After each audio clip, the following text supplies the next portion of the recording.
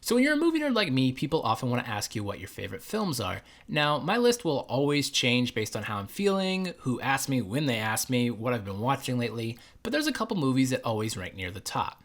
Now, I want to be clear with two things. First of all, these are not the best movies ever made. They're just my personal favorites.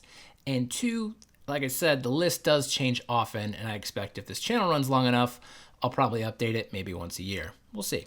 Before I begin, though, I want to start with some honorable mentions. These are films that sometimes sneak into this top 5, but oftentimes are left out. So the first film on the honorable mentions list is The Big Lebowski. Now, this is a film I didn't see until I actually photographed a wedding that had a Big Lebowski theme. And when I watched it the first time, I instantly fell in love and saw why the couple wanted to use that as their theme. One of the things I love about The Big Lebowski is every single time I watch it, I notice new jokes, little things, lines that I didn't really pay credence to that just kill me every time. And at this point, I've probably seen The Big Lebowski over 100 times. So it's really, really something for a film to be that deep and to still just keep giving the laughs every time you watch it. On top of that, there's also the moments that everyone knows and loves. When Walter pulls the gun at the bowling alley, that always gets a laugh out of me every single time. And of course, recently I lost a toe, so you can imagine all the toe jokes I've heard.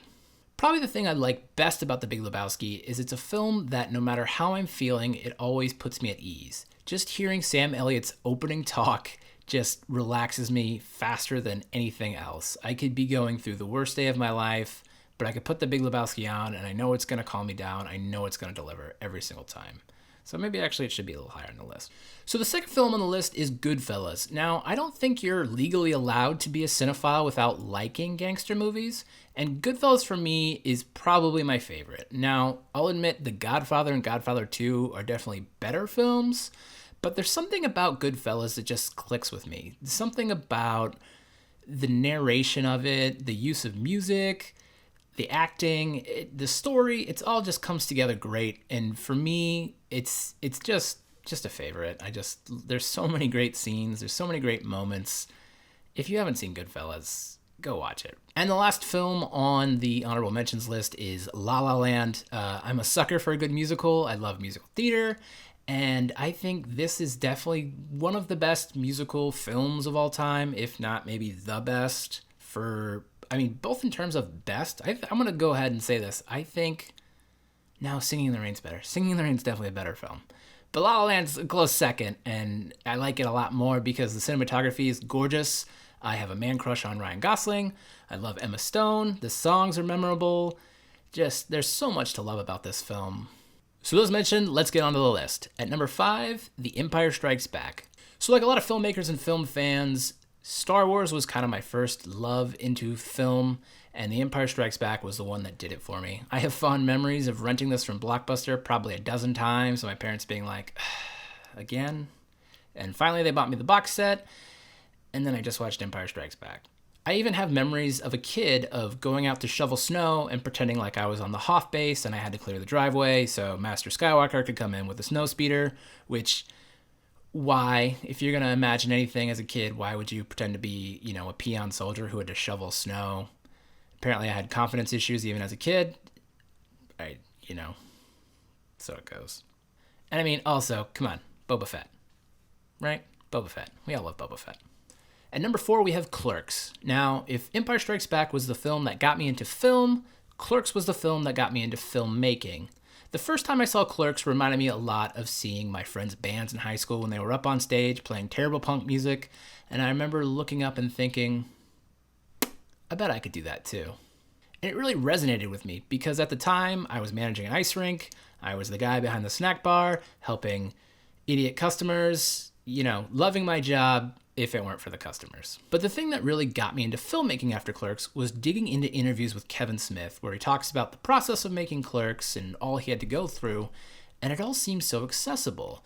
If before my idea of filmmaking was Empire Strikes Back and giant $1 million budgets, here comes Kevin Smith to just drill a hole through that and be like, look, there's another way to do this, kid, and it doesn't have to cost an arm and a leg, and you can do it with some credit cards. At number 3, we have Nicholas Winding Refn's Drive. If you want to know why I love this film, all you have to do is watch the first 5 minutes. It's perhaps the most tense opening scene in all of cinema. It's really well shot, it's really well acted, and the editing is just right on point. And it's just, there's so much to love. It just draws you into the film and hooks you. As soon as you watch that opening scene, you're set, you're watching the film. There's no, you can't not. Along with that, Ryan Gosling is absolutely amazing. Like I said, giant man crush on Gosling, and I'm not afraid to admit that. And the cinematography is just gorgeous. It's exactly the kind of style that I would have if I had those kind of a budgets and I had that kind of a crew.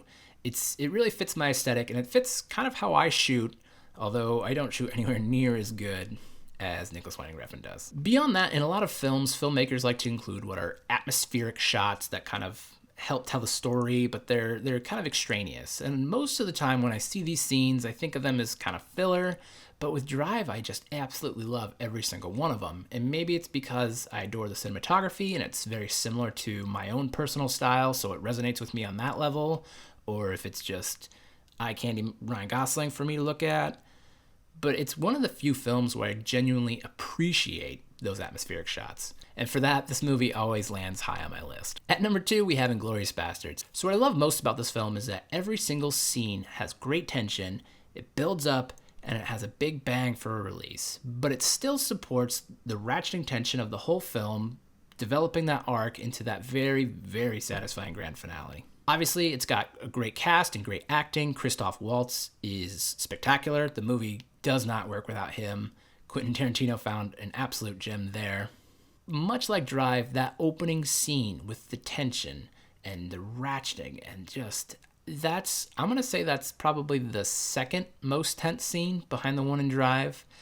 But why Inglourious Basterds wins out is the production design, flawless, the cast and the acting, flawless, but it's got one of my favorite uses of music in a scene. I don't want to give any spoilers, but for people that have seen it, the projector room scene. That use of music with that imagery, just perfect. And finally, at number 1, we have Don Hertzfeld's It's Such a Beautiful Day. Now, this one is probably coming out of left field for most of you who've watched the rest of the list, but I love this film. There's, every now and then a piece of art comes along and just knocks you flat on your ass, and this is the one that really did it for me. I mean, anytime I'm having an existential crisis, put this film on, and it just does it for me all over again. I can't say enough good things about this film. And it's so weird because it's just this weird, non-traditional animation film, which most of it's just stick figures. And it makes you laugh and it makes you cry, and there's just no other film captures the spectrum of emotions as powerful as It's Such a Beautiful Day does. And I remember watching it for the first time and just bawling my eyes out and being like, why am I crying about stick figures? Like, what black magic is this? And ever since, I try to watch it. I mean, I definitely do watch it once a year, probably twice a year. And every time it hits me in the same place, and it makes me feel better about whatever I'm worried about. Especially recently, I had some health issues, and I put this film on, and it just made me feel a lot better about things. So if you made it this far, thank you so much for watching. If you want to drop me a comment below with your favorite films, I'd love to talk about them with you. And if you haven't subscribed yet, please do. It helps me out so much, and I put out new videos every single week. So until next time, thanks for watching.